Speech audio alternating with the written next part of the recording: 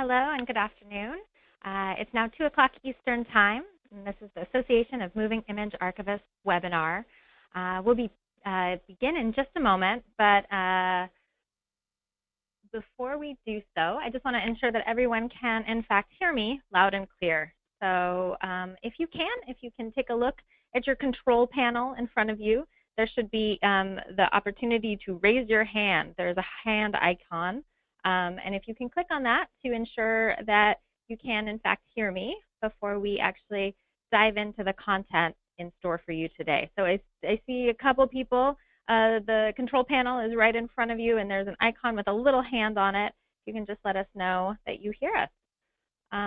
Okay, as people are getting themselves familiar with the control panel, I want to also just let you know that there's a chat window at the bottom as well. If you have any issues or questions as we move forward, you can send questions via chat, which is at the bottom of the control panel.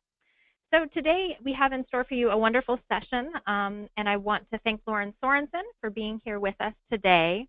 I want to welcome you to the EMEA webinar.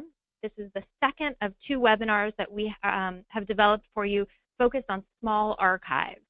This session in particular is going to look at digitization, and Lauren has in store for you about an hour, a little over an hour of content, and then we will, 75 minutes, and then we will have time for questions. And she'll let you know a little bit more whether she'll be taking questions throughout or how we will proceed. So my name is Kimberly Tarr, and I'm speaking with you all from New York University today. I'm going to be on the line helping to produce the session on small archives and digitization. So before we dive into the session, I'd like to provide just a bit of logistical information to assist those of you who are not familiar with this GoToTraining interface. You've all joined in listen-only mode today, but that doesn't mean we don't want to hear from you. We just have so many individuals on the line that we've muted the participants. So please let us know your thoughts and questions in the chat window. As I mentioned, it's at the bottom of the control panel. So at this point, I'm going to turn the reins over to Lauren, but I would like to share a little bit of information on our instructor today. So by way of introduction, let me tell you about Lauren's background. Lauren Sorenson is an archivist and conservator interested in digital preservation, community initiatives, metadata, and open access. Currently, digital asset manager and archivist at the Hammer Museum at UCLA. She previously held positions at the Library of Congress, Bay Area Video Coalition, and Canyon Cinema. She received her master's in moving image archiving and preservation from New York University in 2007 and is involved in the PB Core Metadata Dictionary Project, the Association of Moving Image Archivists, as we see today, and the Electronic Media Group of the American Institute for Conservation of Historic and Artistic Works, AIC.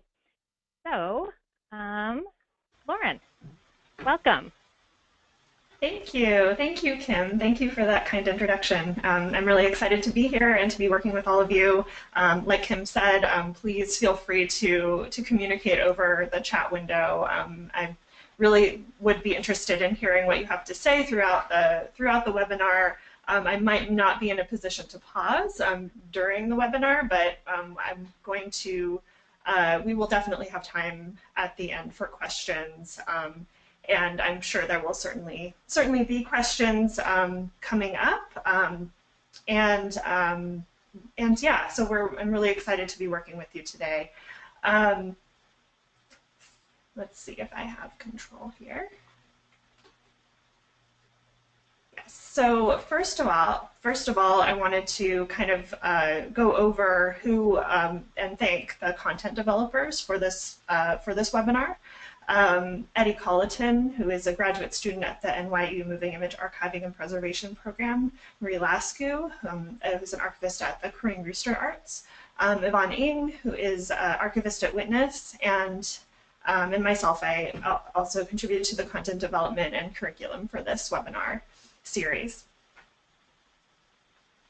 So many thanks to them. So we're going to move on into who is this webinar for.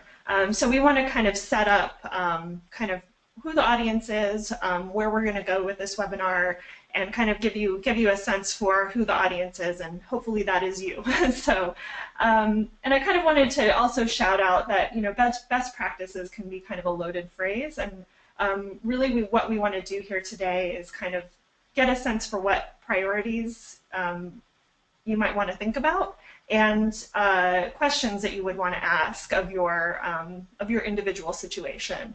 So just trying to figure out best practices is always kind of a gamble and a kind of a conversation. So we want to make sure that we are setting you up for success and setting you up for a situation where you can actively participate in the preservation of your moving image assets and digitization of them as well. So we're going to be kind of considering best practices in that context and looking closely at what would look best for your institution and context. So first of all, we want to kind of shout out kind of who this is for. So limited or no professional archive staff with an audiovisual background, limited or no IT support or infrastructure, limited or no financial resources for AV preservation. So we're going to be going over at the end, especially some opportunities for funding. Part of our organization that does not have an archival mission. So perhaps you have kind of a de facto archive, things like that. And again, a de facto archive with no AV preservation plan or established processes for digitization or migration. So we're going to be kind of going in that direction, and hopefully that applies to you and your situation. And I'd be happy to discuss this more, of course, at the end as well.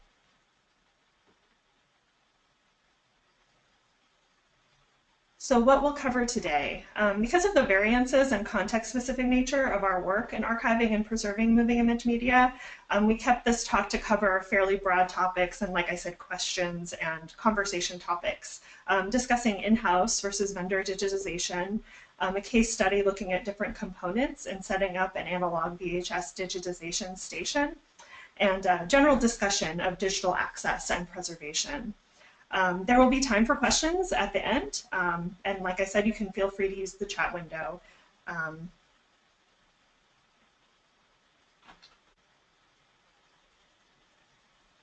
So analog media and digitization. Here we're going to run through some steps and corresponding questions you might want to consider for your collection when deciding between in-house digitization and vendor digitization.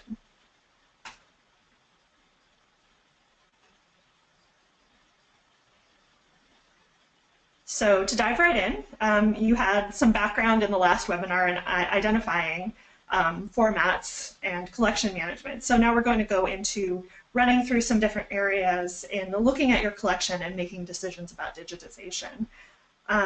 So determining a policy or appraisal strategy, setting out goals for the collection.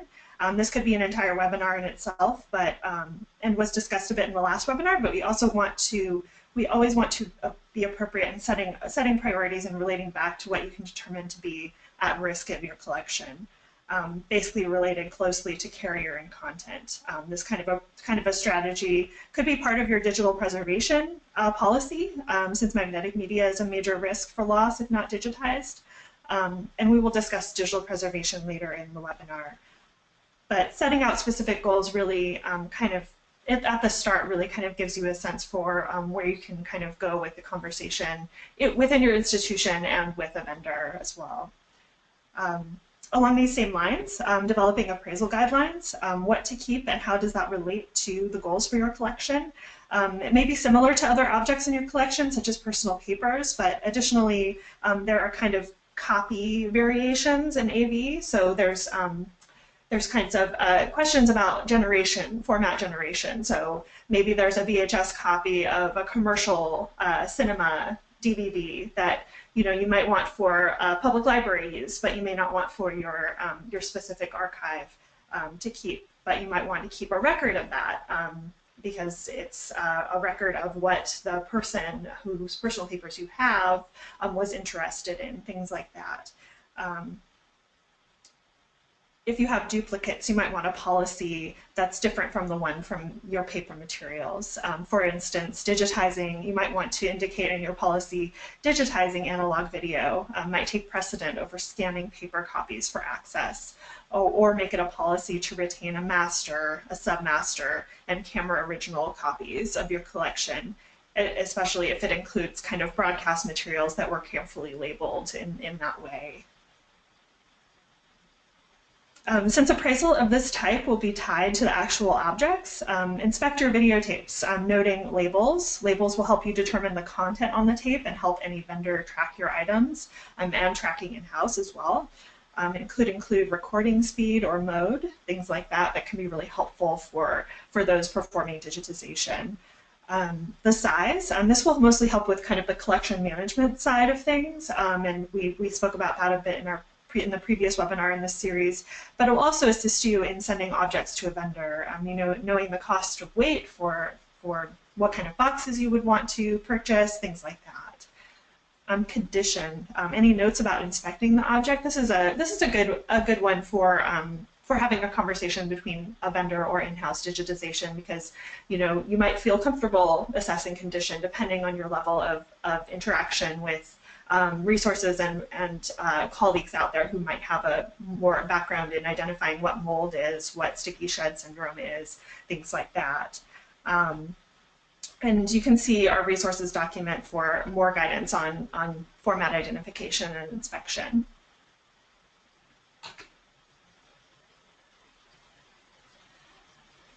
So we're going to move now into comparing costs for vendor versus in-house digitization. So we're going to run through some questions.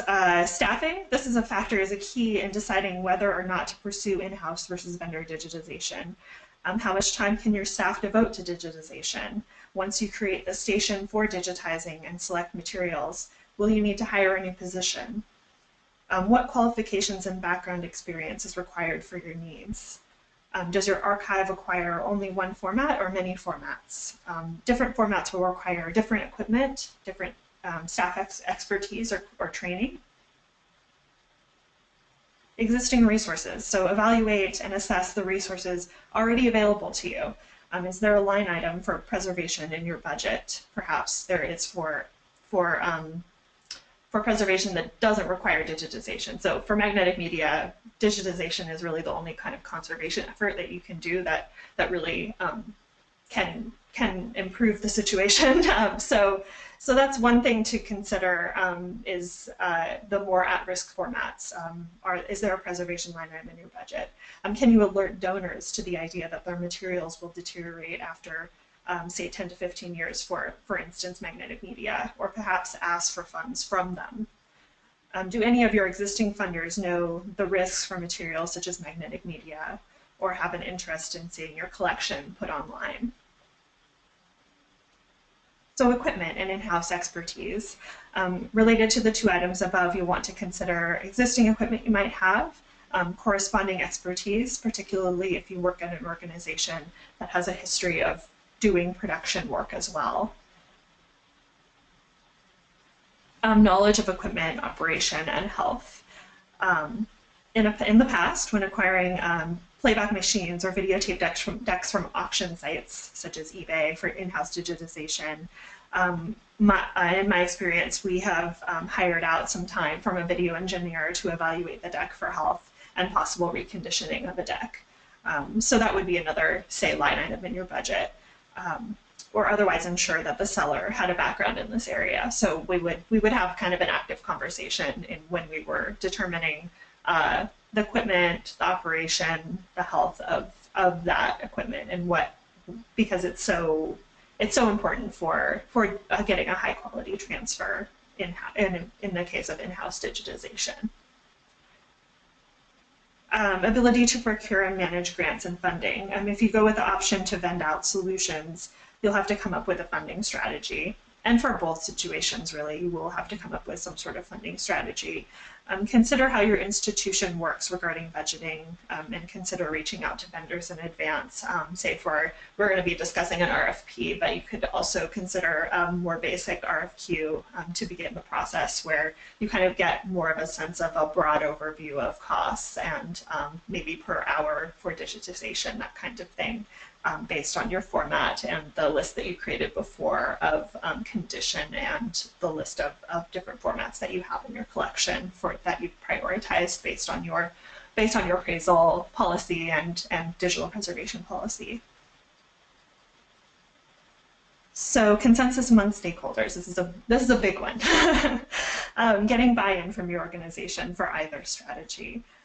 And often first for the utility of digitization itself is a big hurdle and related to cost. Some questions you might want to consider are your organization's strategic plan and how they relate to items such as online access, sustainability of AV in your collection, long-term uses for audiovisual in your collection, and so on. I mean, so much of our culture going forward will be online on the web. So, that's a really, I think, a big point in your favor for digitization is really, research is happening more and more online. And I think that, there's a lot of really good arguments out there, excuse me, for digitization and what you can do with the material going forward that, maybe wasn't as apparent just a few years ago.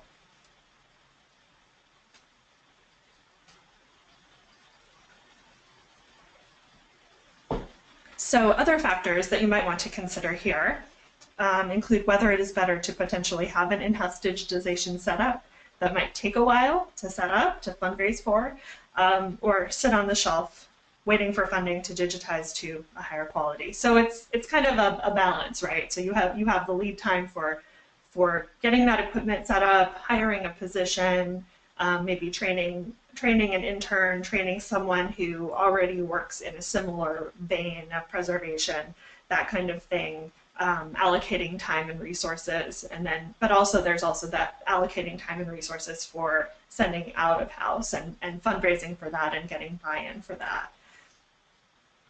So this question, like many of these questions that we've discussed, is very specific to your individual situation. For example, a film or video lab might, one, work faster. They already have their digitization component parts set up. They might have a variety of formats that they are able to digitize. So you would be able to possibly give them your high videotape, your VHS tape, your film, without having to purchase multiple playback decks or a digitization setup for film that can be quite costly. Monitoring the signal coming off of the tape and making necessary adjustments to correspond with a broadcast standard, or careful adjustments for more specialized work such as artist video can be more easily done at a lab. And we'll go over a little bit of that and do kind of a high level overview of monitoring the analog signal. But throughout I'm going to recommend, having the training of someone who is in the past familiar, because it's always been, in my experience, it's been a lot easier to see this kind of in-person, put a tape into the deck and then read it from there, versus kind of talking through it. And the webinar is not the 100% best format for this. So I really recommend kind of as much hands-on practice that you can get or experience looking at how this works. I would really recommend that as well. But in the end, a central factor I'd like to highlight in this specific question is time. And there's not much time for video and audio that are older. Any videotape sitting on the shelf is at risk of degradation due to just that fact. It's sitting on the shelf versus being digitized. And I'm referring here now to magnetic media in particular. So a very important question is, which option will give you the opportunity to more quickly get the media off of the original tape and on a digital file, especially in the case of at-risk magnetic media. So depending on your specific context and the buy-in that you have from leadership, things like that, one situation might be faster than another, and that's an important thing to consider. And you might want to check out in the resources, there's a AV Preserve has a cost of inaction calculator, so you can see in a practical way what actually not digitizing your magnetic media is costing your institution in a very practical way. You will also want to take a look at our resources handout for more information about setting up a sample budget for setting up your own digitization station. And this particular example is VHS format, so what we'll be discussing today. And that link is called EMEA 2013 Presentation Preservation Action Plan for VHS Additional Resources.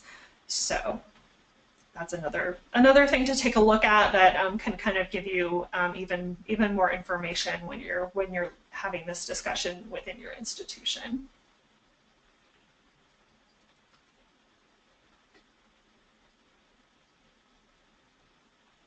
All right, so now we're going to pretend that you had you had that conversation, you had those kinds of negotiations within your institution about vendor digitization, and you're going to want to take a look at what you do next. So many times institutions will write an RFP, which is a RFP is, I really like to think about it as kind of initiating a formal conversation between a kind of a business and an archive.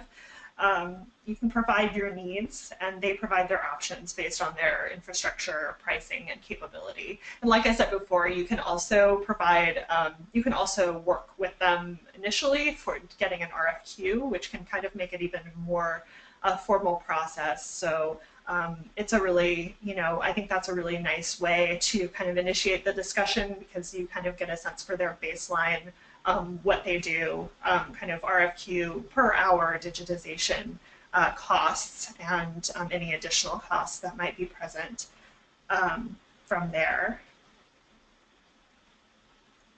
So as Wikipedia says here, it's more formally a solicitation, often made through a bidding process by an agency or a company interested in procurement of a commodity, service, or valuable asset to potential suppliers to submit business proposals. It is submitted early in the procurement cycle, either at the preliminary study or procurement stage. The RFP represents preliminary requirements for a commodity or service and may dictate to varying degrees the exact structure or format of the supplier's response. So in essence, it's basically a formal conversation. So you have kind of a record of what your needs are, what their needs are, and you can kind of go from there with that. So it's a little bit of adding a level of bureaucracy, but I think that some bureaucracy can be very useful, and I think that in this case it can be very useful, because you get more of a sense of what the institution that you're working with is coming from, what they can provide, and have it in a really concrete way, and to really kind of be able to refer back to a document that they propose to you, and initiating that conversation is really important.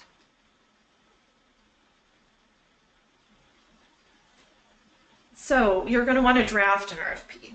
And before you draft an RFP, you're going to want to consider a few items. Do I have an inventory? And we discussed this before, but it does seem obvious, but you'll really want to count up the objects in your collection for digitization and identify formats, like we reviewed in the last webinar in this series. Some of you will already have a database, and you'll have a way to export, a list of an inventory. Some of you will want to create an Excel spreadsheet with some fields that might be appropriate for your vendor digitization. So have I established priorities? And you'll remember from when we talked about before, the appraisal policy. Make sure you have some kind of strategy around making priorities in your collection based on content and based on condition. And of course, institutional buy-in priorities in that sense as well. So if you have an event that you're shooting for, things like that, those are also important factors. How will I store digital files and metadata? So metadata is a way of describing anything. So describing, say, a digital file, describing the content on that digital file, describing the VHS tape that you sent to the vendor, things like that. Metadata was covered in the last webinar and is highly dependent on kind of staff skill set and available resources. So you might already have a database set up. Some institutions choose MySQL-backed databases for easy transportability of data. Others only have the option of a spreadsheet or multiple spreadsheets, while others still use FileMaker Pro. It's important to keep in mind how you might track your assets and what kind of information you'd like to receive from a vendor. For example, you can request automated information such as media info reports, which give information about your files, or information about the transfer such as inspection notes about condition, any baking of tapes that had to be done, and so on. And we'll discuss this more at the end, but this can also run around your digital preservation strategy. So you would want to have kind of a setup, a little bit of an idea of your workflow for digital preservation when you go to a vendor with your requirements for digital files and metadata. And we'll discuss that a bit later after we run through these kind of more practical questions, or kind of more high-level questions. But that's another item to consider that you'll want to think on.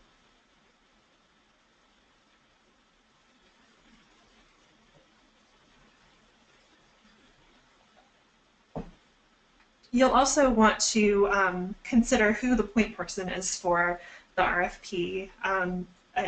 It can be important to have a project management skill set in this area, and a project management kind of work culture can be really useful. Some knowledge of and immediate access to the collection is also helpful for addressing any kind of back and forth questions related to details such as format type, labeling.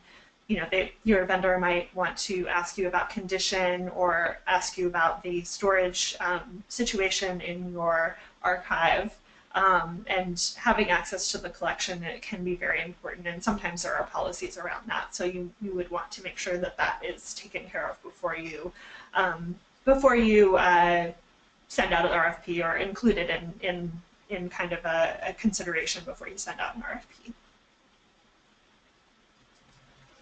So who will I send the RFP to? This is a key question. So you're going to want to check out the EMEA vendor list, and I believe that is in the attached resources document. If it's not, then I can send it to you after the webinar. But there are a lot of good recommendations, and this vendor sheet also has kind of the actual summary of what the individual vendor does. So you can kind of run through and see what their specialty is, what kind of formats they digitize, or if not, you can contact them really quick and say, hey, what formats do you digitize, and that kind of thing.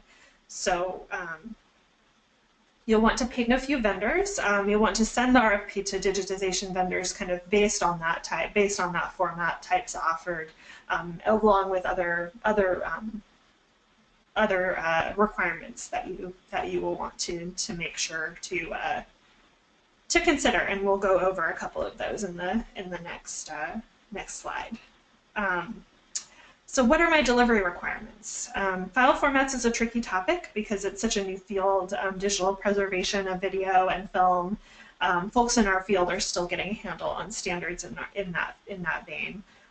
There are file formats you will want for archiving, so not necessarily for playing back, but for safekeeping or for copying to maybe from one hard drive to another. So you want to maybe just save the file on a hard drive, make a note and actively preserve it.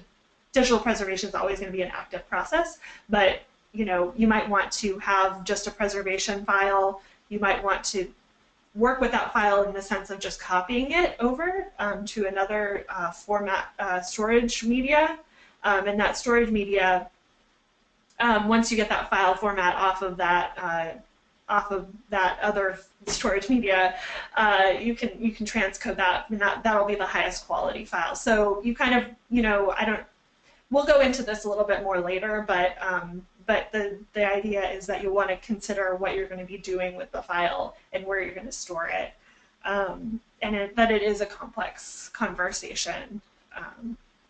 and like I said, I'm not going to go into this too much detail right now, but it is a, a it is a factor to consider. What are your file format requirements, and what are you going to use the digitized media for? So we recommend working and collaborating with folks who've used your video files as well. So some examples could be those responsible for editing. If you have an editing program that you work with, a software program, some software program requirements say, you know, we only work with Apple ProRes for 2.2, and you know, there might be a software program that you might want to use to stream online, so you might want to go with the format requirements for Vimeo or another service like that. But these are all kind of derivative files, so and you'll also want to interact, like I said, with the EMEA community and kind of keep up to date on what those really, really high quality files are. And those high quality files are the ones that you're going to want to keep around and be really judicious in what you how you store them. So those are kind of for longer term use. So you'll just want to keep a handle on that. And that's kind of the purpose for those types of files, is to transcode from to these other formats. But if you don't have an infrastructure set in place for transcoding within in-house, you'll want to work with a vendor and have that be one of your deliberate requirements, is I need an editing file format, I need a streaming file format, things like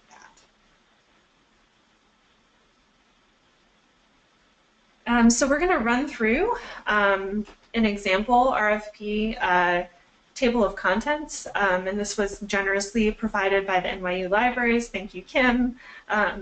And these are kind of just a table of contents, basically giving you a sense for the different areas that you're going to want to consider. And some of these we ran through in the last slide, but they're all worth a rediscussion or a discussion to start. And I included the link on the slide here. Hopefully you can see it. And that is a really great resource for kind of thinking through the different areas. And it's much more detailed than the webinar can get into today, but it gives you a good sense of NYU's requirements and what their process is, which might be different from your institution, but you know, you can kind of glean what you can from there and kind of work with that as you formulate questions, things like that.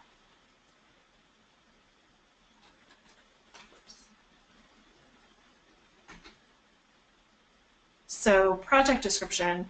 A project description is generally comprised of a high-level overview of what needs are for the digitization effort, what services you're looking for, the scope of collection, and outcome.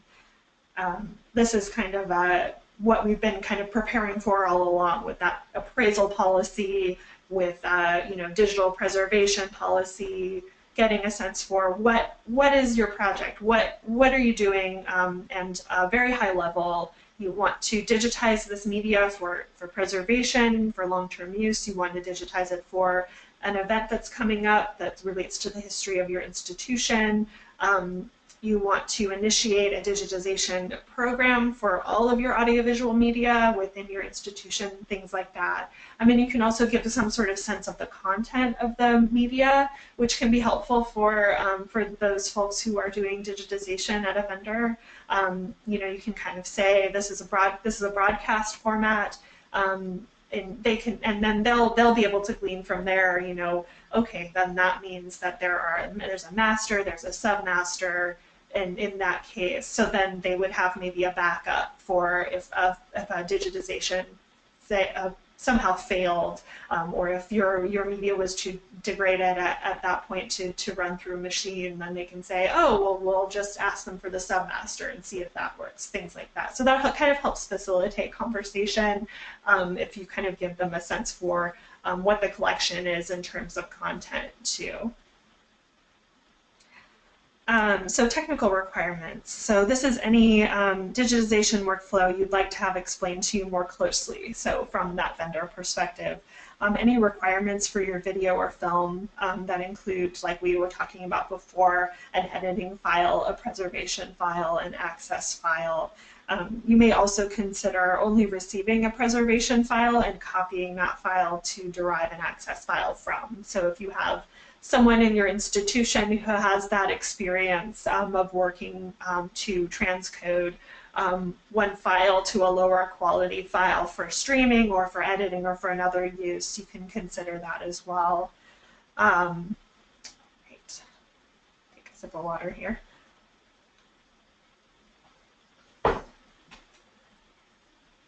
So deliverable file formats. This is a tricky topic, like we said in the last slide. Hasn't changed. So an example, let's see, let's just run through an example of a preservation master file requirements. So the wrapper could be a QuickTime wrapper. This mostly corresponds with the file extension. So sometimes you can glean from the file extension what the wrapper is. The video stream, video codec stream is uncompressed 10-bit 422 YUV. It's a V210 codec. Audio stream, you're going to want to consider the 48 kilohertz 24-bit PCM audio stream. So that's another specific requirement. And this is a pretty good measure for, this is a pretty good standard to use for analog video digitization.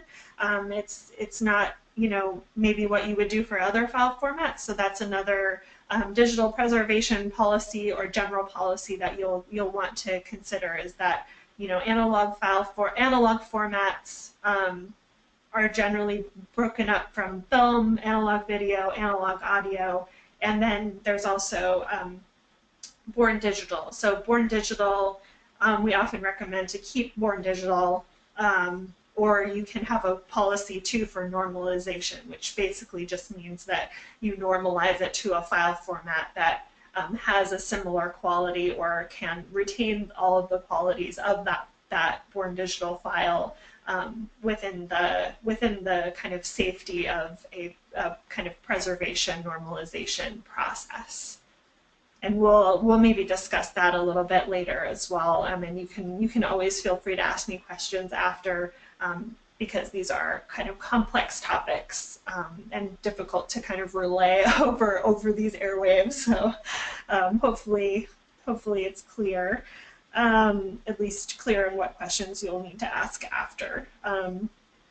So like I said, file formats is a tricky topic because it's such a new field. And file formats you will want for archiving are different than other uses. So, so some options work better than others depending on these needs and uses. And you want a file format that's stable and well supported, commonly used by archives. And I'm going to just shout out a couple of examples here, high-level specifications. And these, you know, may or may not work for your needs, but these are some that are common for, say, long-term use at this point in time. But digital preservation, like I said before, is always going to be a kind of an active process, and you really have to make sure that you have at least some sort of software, or you are cognizant of what the file format is, what the codec is, what the wrapper is, and really kind of be able to keep track of that and know what these specifications are and what you did in the past, so that you can know what to do going forward. So for analog video, like we said, the QuickTime MOV files with a 10-bit uncompressed video codec and a PCM audio codec are commonly recommended. These files take up quite a bit of space. It's about 10 gigabytes per minute, if I'm remembering correctly.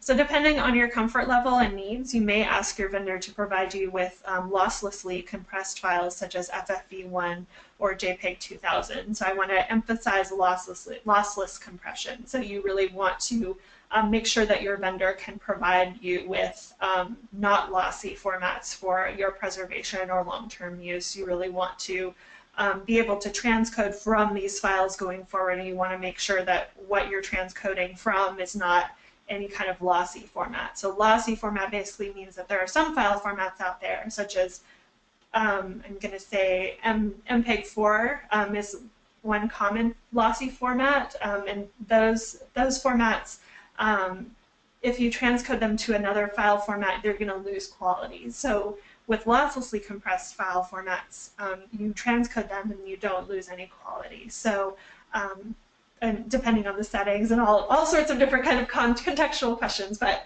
the main idea is that losslessly compressed file formats are highly recommended, and especially open file formats. So open specification and open source file formats are generally more widely considered to be robust and appropriate for high quality and for moving forward. So you're not relying on a company, say, for these kinds of codec specifications, or relying on a company that might fail and not have their documentation all transparent. So you kind of want to go with a open source or open standard, open specification as much as possible, depending on your context.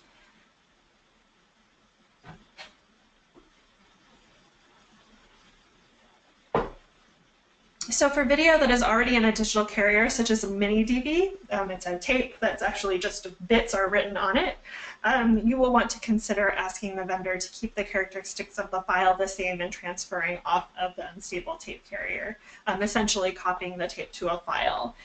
And again, this will depend on your preservation requirements, your preservation policy, digital preservation policy, things like that. So yeah. That is a broader discussion, of course, but in terms of vendor conversation, you're going to want to make sure that those characteristics of on the tape are transferred over to that file. For film, you're going to want to consider a DPX file format with 2K 2048 pixels width for a digital video codec and a broadcast weight codec. Again, this is highly dependent on your specific context. Please don't let these technical specifications overwhelm. Really, the important thing that you're doing is taking action to digitize your collections. And though these are important questions, your eye should be really on that ball primarily. And if you are interested in learning more deeply about choices for digital archiving and are a more advanced user, you might want to check out the EMEA webinar series, Introduction to Digital Formats and Storage, where they kind of get in more deeply and more granularly into these topics.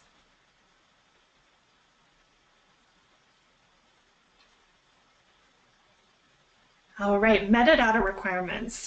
So several types of metadata we discussed in the previous webinar, but usually an RFP can outline general requirements, and then from there you can have a discussion about what your preferred data format might be. So you're going to want to say, if you import into FileMaker Pro might accept CSV file. So you can easily map it from a CSV file into your FileMaker Pro database, for example.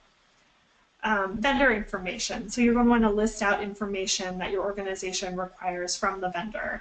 This might be a part of the metadata requirements or just for your own knowledge in determining which vendor to go with.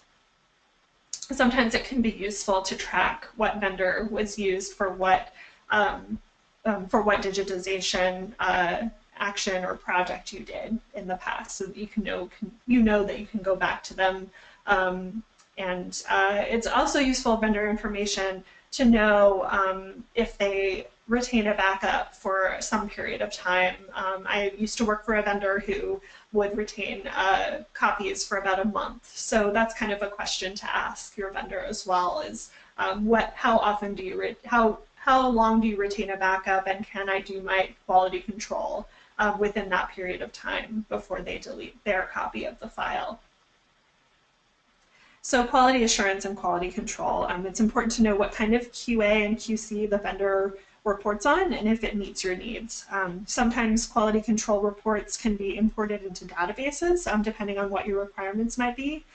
So take a look at what your database can support, what your institution needs are, and you can go from there. You might want to ask about QC Tools, which is a software program that's open source if you're working with analog video. And there are other commercial products that offer automated quality control systems as well. I think that Tektronix might have one, yeah, I can look those up for you if there's anyone who's interested in knowing the names of those programs. Schedule and turnaround time, practical questions for your institution, especially if you have an event or a milestone you're aiming for. Delivery of completed work. Besides shipping, you might want to indicate that the vendor structure files within directories that has a certain specification. This will relate back to the preservation policy that we're going to discuss a bit later. But it will likely depend on policies you have in-house, but this can also work well for consistency for folks as in terms of being a time saver when looking at the submission information package requirements. Whatever your requirements are for ingesting your content into the archive or whatever you want to be doing with it, either in the long term or in the short term. In addition, special shipping requirements you might have. We recommend outlining some specific packing requirements based on format. Magnetic media in particular is incompatible with paper shipping material, as small flakes can get into the housing and the wind of the tape and can cause errors in transfer. And we would hope that the vendor that you choose would be cognizant of this, but it's always good to have as much clarity as possible when you're communicating with your vendor.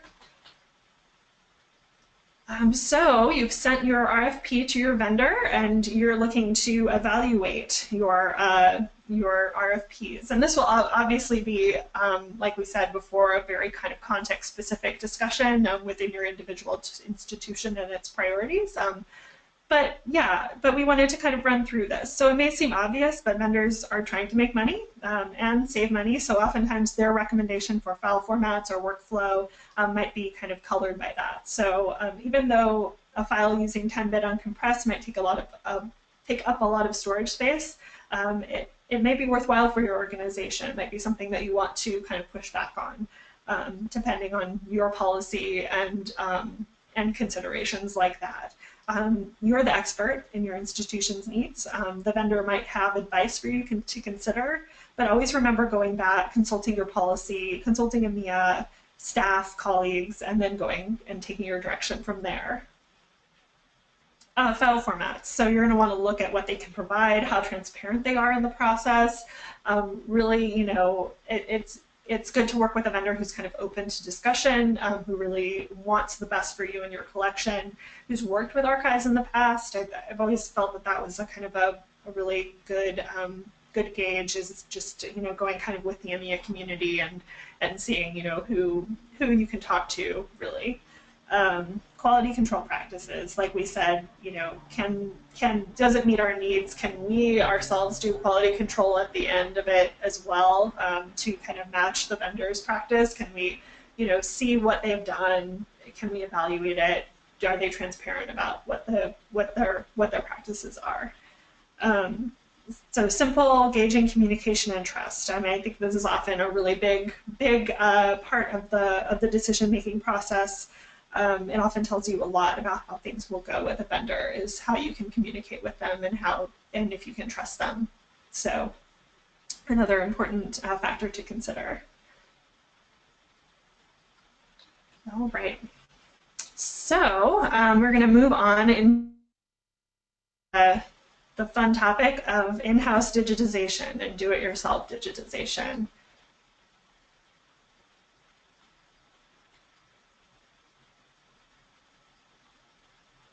So we wanted to go over aspects of the video transfer station, VHS transfer station, and areas of the process that pertain to an archival transfer, so that you might advocate for this in a particular type of case within your institution.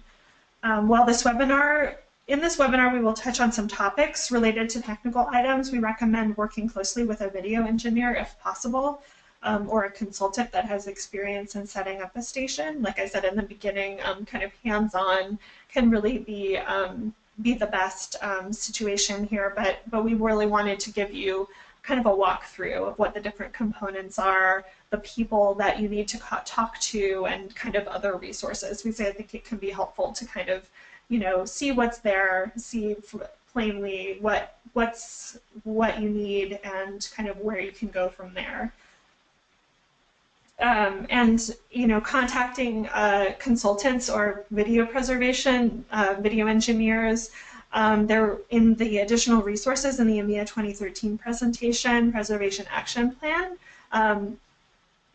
There is a link to download a copy of additional resources for that talk a couple of years ago, and there is a list of contact information for video engineers and folks you might want to ping for or to get in contact with for this kind of topic. So you'd want to get in touch with them, see what their background is, what they can do, if they're local, things like that, or other factors as well.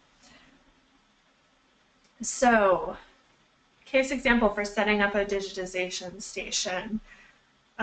Initial questions to consider within your organization. So you're going to want to think about space and infrastructure. Here is an example of a rack. Let's see. Oh no. Well, all right. Let's see. I think that I have the picture here. Yes, so this is an example of a rack that will fit equipment. There are smaller digitization setups, but generally having space for a desk, computer, chair, and a rack like this, which is a 19-inch. It's 19 inches in the middle where you have those decks. But I think around is maybe 26 inches, something like that. So, and it's quite deep. There's probably about 2 or 3 feet behind that rack as well. So who installs the equipment? Like I said, I highly recommend using a video engineer consultant to do specialized work like monitor calibration, labeling cables, installing the equipment, putting the cables, connecting the cables, things like that. Though, this is all dependent on your personal situation. So if you want an extremely basic setup where you really just want to get media installed and you really want to get it digitized as soon as possible, that's another area. But we're specifically kind of discussing, maybe archival practice, things like that. So this is just one particular case. So in your individual situation, you might run into a situation where you can't hire a video engineer. And I think reaching out to the EMEA community, you can certainly reach out to me, and I can try and connect you with folks. But it can be really helpful to have that kind of in-person training on, say, monitor calibration or waveform vector scope, monitoring the signal, things like that.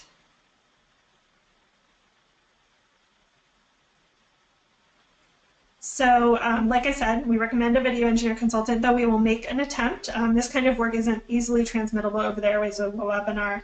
In my experience, it's important to have experts advise on items such as monitoring the video and waveform vector scope. So who decides on what metadata is captured? Do you already have a database or a system for capturing metadata? Do you use EAD, or do you need see a need for new requirements for metadata for AV based on the last webinar in the series? So something to consider would be PB Core, things like that. Technical requirements as well, and we talked a little bit about Media Info, which is another, it's a software application, but it gives you information about audiovisual technical information that can be helpful for preservation and for just technical tracking of what file formats you have. So like I said before, with that kind of active digital preservation in mind, you're going to want to keep track of file formats and codecs, things like that, and Media Info will let you track that. So who runs the equipment? We went over this a little bit before, but is there funding for a dedicated staff member? You do want to alter someone else's job description to run the equipment. Workflow for receiving tapes. If a joint effort in your community or even within your own archive, determining how to organize and facilitate is a major step along the way.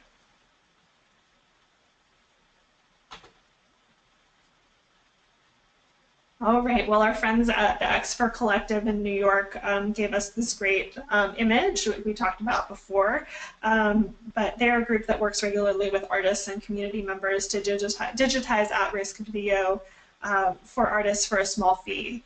and upload to the Internet Archive with permission of the artist. You can see the different formats that they can support, and today we'll be running through the setup for a VHS deck and reviewing only some components in the picture here. As we walk through, I'm going to annotate and connect digitization steps that may be related to archival practice that you will want to pay attention to. Different areas and equipment making up digitization stations and kind of variables to consider. Like I said, I highly recommend checking out the resources document for that EMEA 2013 handout, which gives more detail on these steps as well as a sample budget. So getting into sort of a checklist here. You'll need a VHS deck with an internal TVC. This is the particular case study that we're working with. So here they have an external time-based corrector, but in our case, that'll be internal, and we're going to assume that it is working as well. So, and next we'll also need a waveform and vector scope, which you can see right here in the image. That's to monitor the video, and the waveform is mostly for monitoring the level of light, so the blacks and the whites, and the vector scope is for monitoring color, so chroma and hue on your TVC will be controlled by that. You'll need bars and tone tape, which will help you set up your deck to make sure that your deck is going to be outputting the signal in the most appropriate way, so that within the levels that are appropriate for a broadcast standard. Computer. So you'll need a computer, a relatively contemporary computer, a computer with appropriate ports, USB 3, eSATA, things like that. So we'll show an example of some ends of cables for you to take a look at, so you can see what you're getting into a little bit there. So you also want to make sure that the ports work with your appropriate capture hardware. So we'll go over that again later. Again, enough hard disk space to write the video data that your capture card is capturing in. So you're going to want to capture to a relatively high quality video format, and you will need to make sure that your hard disk drive has enough space.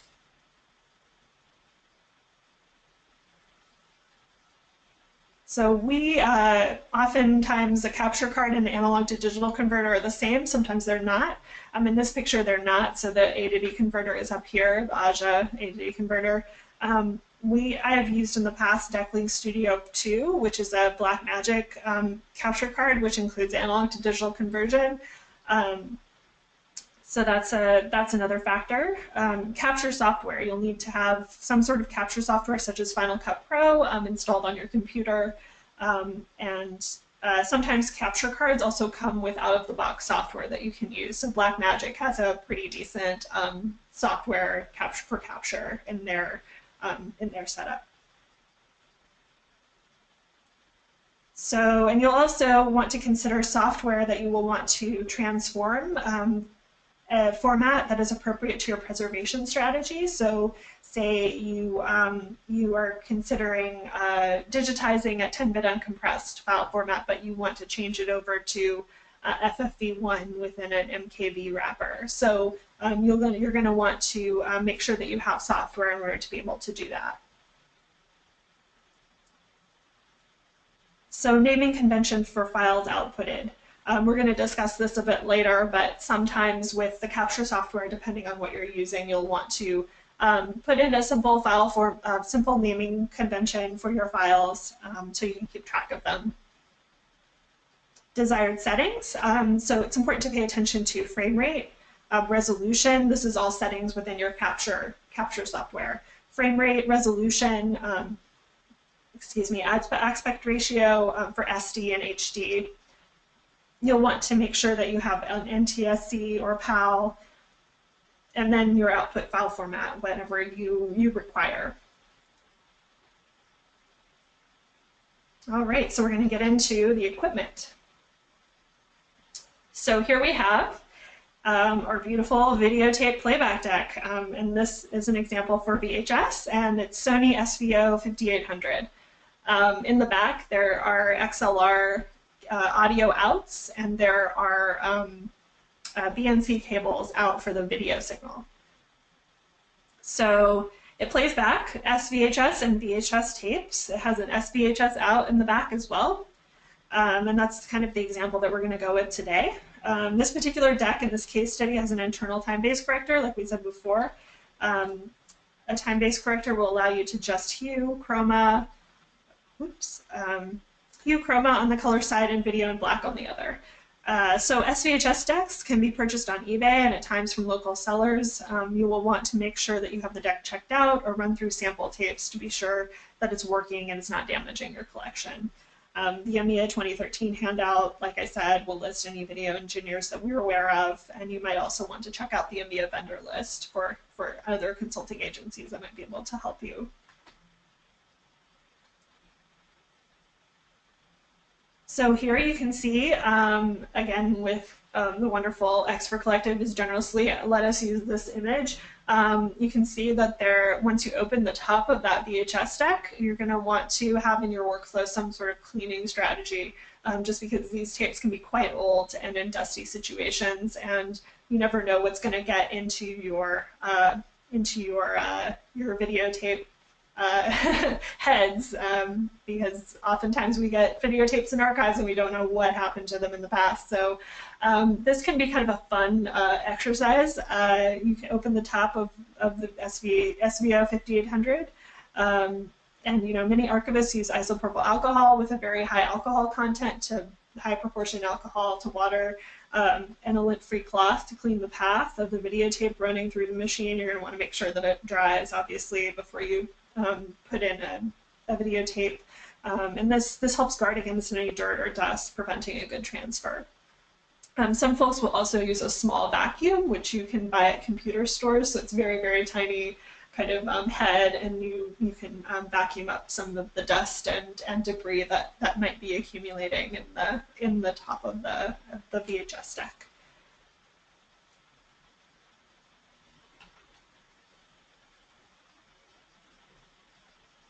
All right, so now we're going to discuss a little bit of monitoring the signal. So these waveform and vector scope are going to be coming through from your VHS deck through your waveform and vector scope, so you can monitor the signal, and then into your monitoring the signal that comes out, either from the capture card or directly from the waveform and vector scope. One thing that I found helpful in my past workplace was actually having a comparison between what came out of the capture signal and what came out of the capture card and what came out of the actual analog deck. So you maybe want to have two CRT monitors that let you monitor the signal in that way.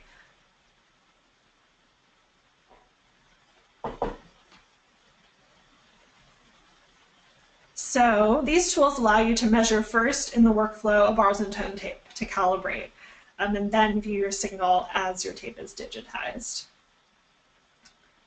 And so now, like I said, I really recommend working with a video engineer consultant to do this on your own, but we'll talk through now how the signal looks with bars and tone tape properly adjusted.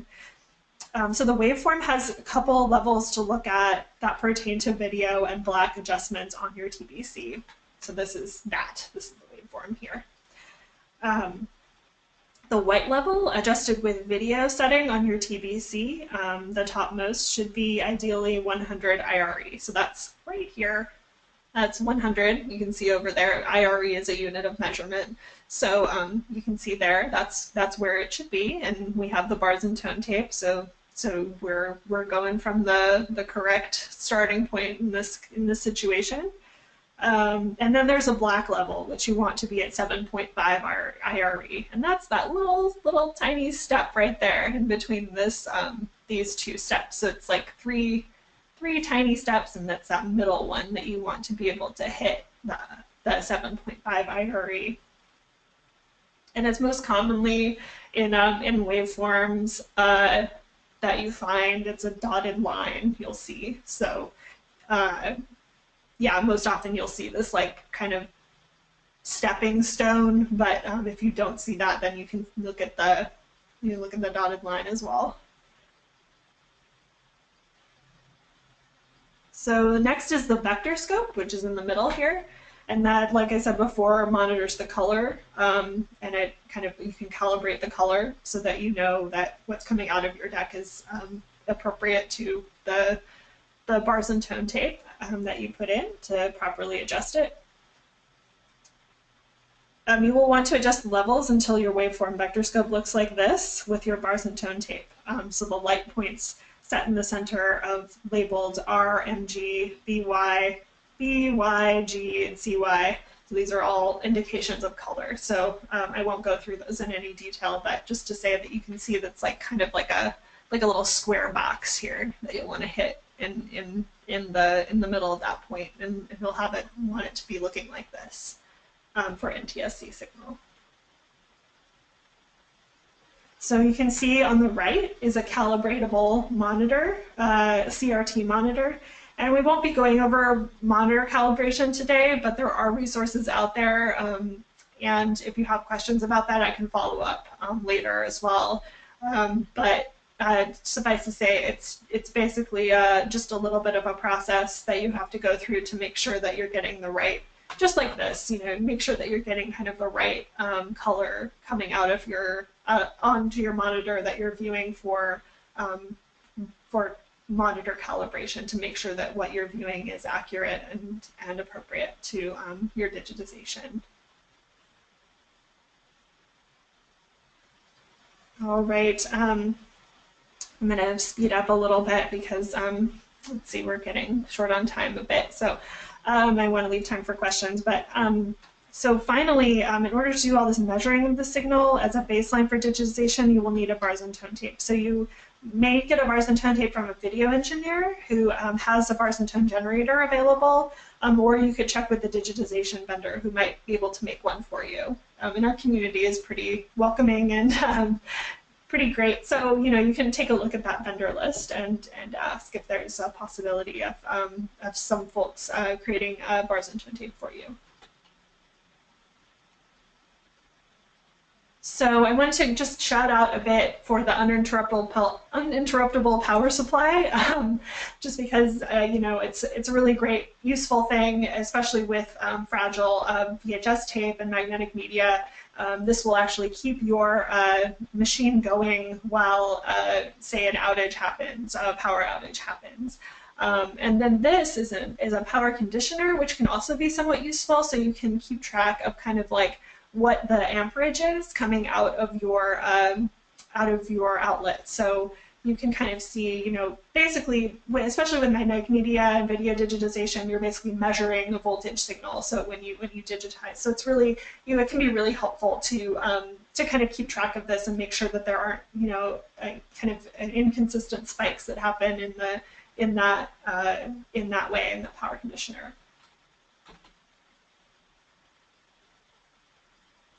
All right, so like I said, I wanted to kind of just give you a bit of a look at some of the different types of cables that you might be using to connect these different component parts.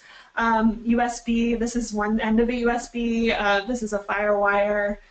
These will also be connected to the capture card and the computer. XLR is a balanced audio signal, and that's important for archival digitization. A BNC cable is a video digitization tool. RCA is another video signal, another one that the video signal passes through. BNC, you can kind of block it, so it's kind of a nice way if your machine supports it to get the signal out of your deck. And then these are also just different kinds of types of audio inputs and outputs.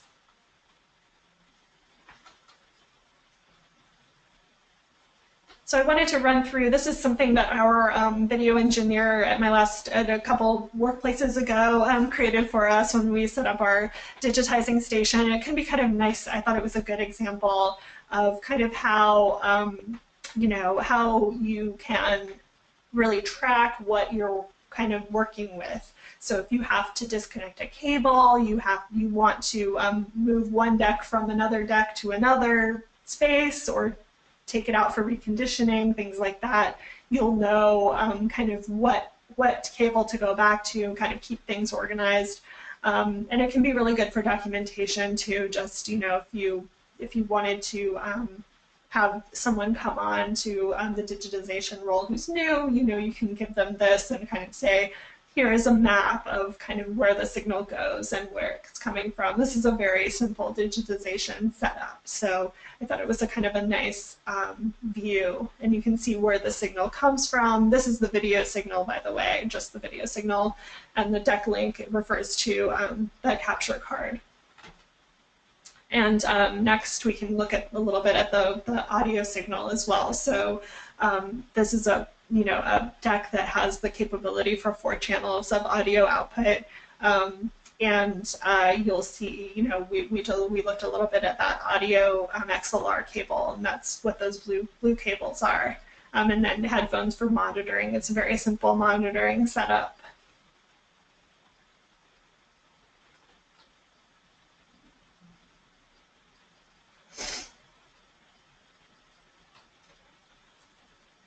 All right, so now once you have a complete station set up, you'll want to establish a workflow for digitization that includes inspecting the tape, cleaning the deck, setting the bars and tone tape, recording any information about the transfer, such as artifacts or subjects that you might see in transfer. We really recommend test tapes and doing a lot of sample tapes in the beginning at the same format that that aren't of value to you, that you can easily discard later. And I promised that we would talk about file naming a bit. And this is something that is often a question, but I think it's maybe overemphasized in a lot of contexts. You really just want to make sure you know what you have.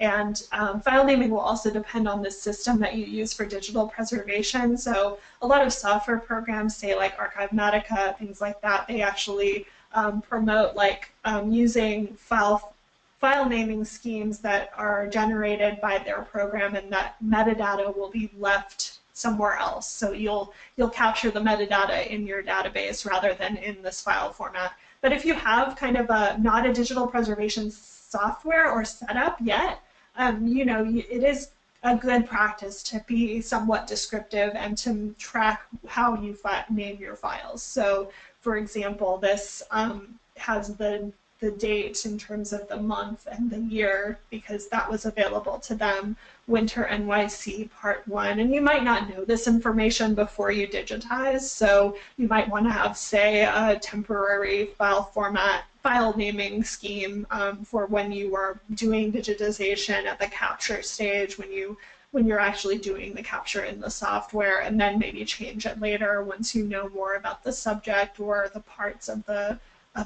video and how it fits into the rest of your collection.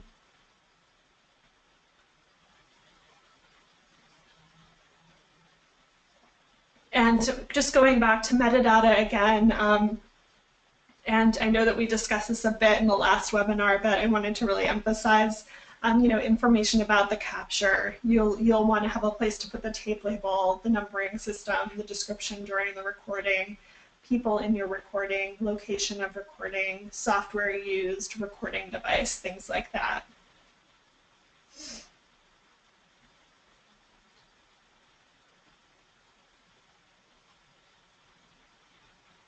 So following digitization, you're going to want to consider keeping the original. Kind of what are the consequences for your organization? The original videotape is often used as a tertiary backup, and new technology later on might be able to improve your copy if you did get a very poor transfer. It's also important, can be important for showing authenticity if that's something that is a priority for you and your institution. It also can, like I said before, a tertiary backup, you can really, if you don't have a digital preservation plan set up, you don't have a digital preservation software, you don't have a dedicated person for digital preservation, it can really be a useful thing to have it as a backup in case of a disaster, things like that. So we're going to run through this fairly quickly because I know we want to kind of get to some questions, but you know, there is a separate digital formats and storage webinar that's really, really great and has a lot of detail along with this, but I kind of wanted to run through at least some resources that can get you started on digital preservation and access. So what is digital preservation? You know, it's really about long-term accessibility of authentic content over time, which requires planning and especially policy guidance and maintaining of that policy. Excuse me. You want to be preserving media in a fixed form for some amount of time, like the bit level, but there are other factors at play as well. So community standards for preservation, strategies for checking fixity and integrity of the files, and so on. So focusing on maintaining the content is a really important factor. So, you know, you might select a file format today that 2 years from now might not be the standard in the field for digital preservation, and you'll want to migrate.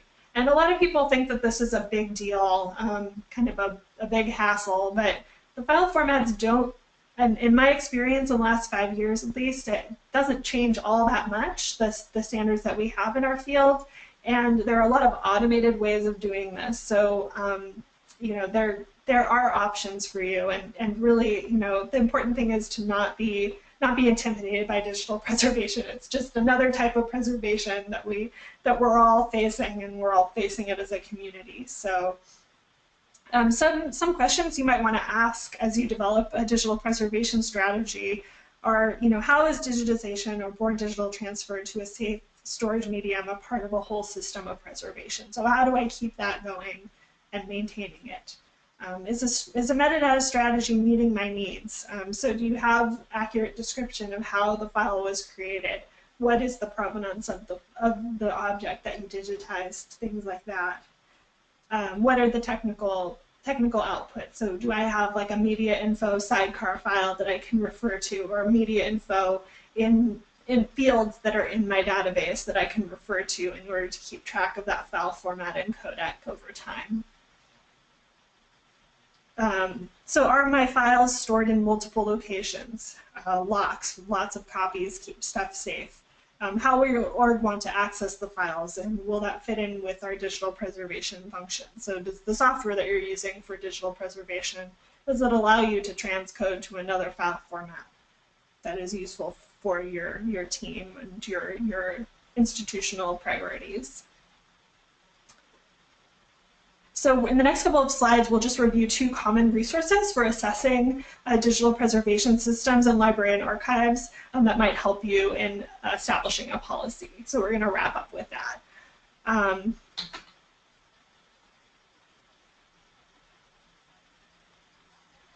So like I said, you're going to want to protect digital assets from obsolescence, corruption, misidentification, misplacement. You're going to want to provide access to digital materials, and I think I skipped this slide and I talked through it, but this is just another kind of explication of what it means to preserve something in a digital form. So the resources that I was referring to are the NDSA levels of preservation, which hopefully you can see pretty well, but this is a link if you'd like to check it out on your own. And this is a really nice kind of basic framework for assessing where you're at, and it really doesn't assume that you are, you know, starting off with the perfect digital preservation policy or the perfect actions for your institution. It really kind of gives you the different levels of what you can do to help preserve and provide access and monitor your data, repair your data, things like that. So. And in these different categories. So you have storage and geographic location, you have file fixity and data integrity, you have information security, how secure is your data, metadata, how is it described appropriately, file formats, you know, looking at how you assess and keep track of your file formats, things like that. So this can be a really useful tool when you're advocating for digital preservation in your institution to say, we're at this level, but we'd like to get to this level for these reasons.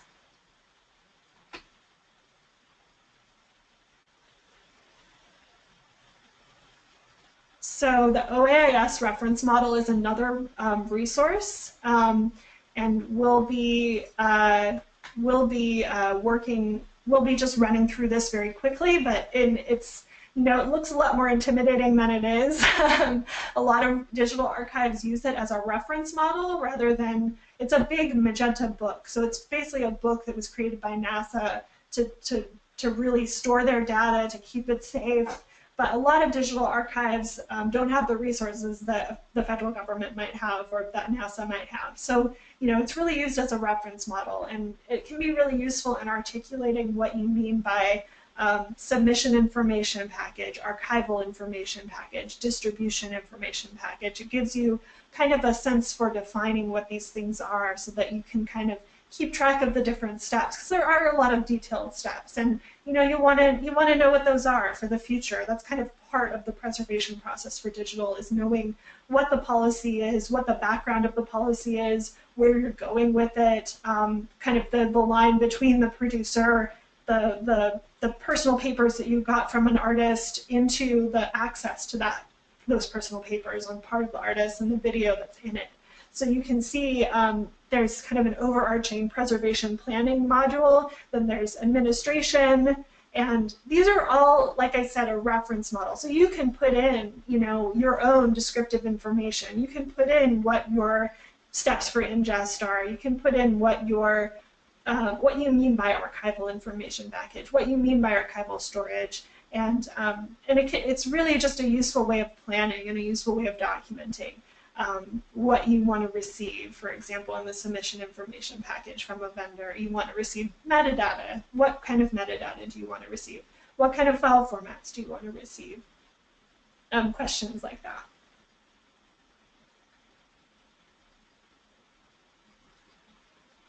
So we're going to just run through very quickly a few questions regarding access, and these are kind of open-ended questions, and just like I said, meant to make it so that you kind of have a sense for, you know, what you want to do with your collection. So who are your users? How will they search for your collection? What levels of access will you provide, and how will users access content? So this will change over time, and this is why it's nice to have a digital preservation policy, because you can then kind of go back to that, revise it, version that document, make sure that, you know, people in the future will know what your intentions were with your policy, things like that, and what you were trying to do with your collection as, you know, focuses and missions change over time and leadership changes. And strategies, technical strategies change. And so we wanted to go over some funding opportunities, and I think this is one of our last slides. So grants, government agencies, private foundations, corporations, there are grants that kind of can support the hiring of a consultant, purchasing of supplies, equipment, etc. So the NEH, Preservation Assistance for Smaller Institutions, is a good resource to look at. Preservation grants from the NFPF, so the National Film Preservation Foundation has a basic preservation grant. And I don't know if they support digitization at this time, but they do support film, copy from film. So you can you know, maybe get that grant and then go to a donor and say, I would really like to provide access online. What do you think? That kind of thing. Clear Hidden Collections is newly accepting applications for grants to digitize collections. So I would highly, highly recommend looking at Clear, because they also have a component for cataloging, which I think is a really good kind of enmeshment of digitization and cataloging, which are two very kind of complementary processes, and I'm thinking through, like, those two aspects are very, it's a very interesting process to kind of think through cataloging while thinking through digitization. I think those are really great. That's a really great program. And, you know, really talk to a program officer, ask questions, seek input and advice from a former recipient of a grant. All of the federal agencies have their grants posted online, so check out, you know, NEH and IMLS. They really, you know, really encourage you to look at those, and, you know, reach out to your colleagues and ask them what they did in the past in order to get funding. Donors, if the opportunity presents itself, ask for financial support from the donor when accepting a collection. Let them know that magnetic media isn't going to last forever, that kind of thing. Reach out to relatives, heirs that might be interested in assisting with preservation or transfer in exchange for a copy. At the very least, this may present an opportunity to clarify copyright owner and status and get a release signed. Appeal to an interest group. Seek donations from alumni for preservation transfer of, say, football films from the year of their graduation. If you have a development office, make some new friends. Let them know how the archive can benefit the larger mission of the org. They may know of potential donors. Maintain a list of potential projects and equipment needs and include price tags. Really have that at the ready. Reach out to transfer houses, media centers, TV stations. They may have equipment that they'd be happy to get rid of. So we're going to wrap up there, and I'm really happy to be working with you all today, and I hope that this was useful. I know this is a big topic, so I'm really excited to get to all your questions. And let's see here. It looks like we just have one, and you can always contact me. Here's my contact info in the future. So let's see here. What schools, workshops do you recommend to get practical training in digitization? That is a great question. I went to the NYU MEAP program, which is a graduate school, and they have actually pretty practical hands-on training for digitization and archival setting. And I would really recommend reaching out to vendors and reaching out to institutions that have digitization plans and setups, because they might want to have an intern. They might want to work with you to help you as a colleague to learn digitization. And I also, there is also a new NDSR program with my former project I used to work on, the American Archive of Public Television, is producing a national digital stewardship residency project where they are looking for institutions that want to host new MLIS or media archiving graduates in their public media archives, so kind of like default archives that exist in public media stations around the country.